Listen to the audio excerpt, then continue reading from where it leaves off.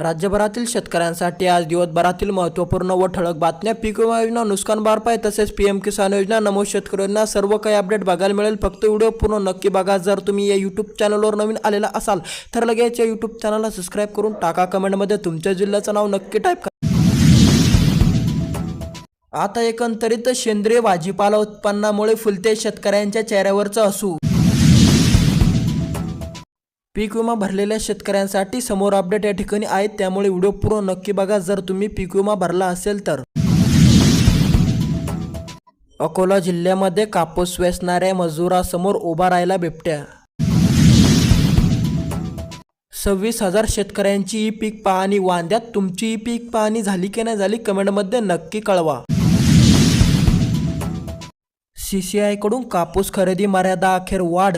4.5 क्विंटलाहून 5 quintal 66 kilo कापूस खरेदी निर्णय. महाबळेश्वर वाडीच्या तरुण मुलाने ऊसाचे उत्पन्न 97 टन उत्पन्न या ठिकाणी घेतले. कष्टाचे कौतुक झाले. शेतकऱ्यापुढे मोठा आदर्श बनून गेला.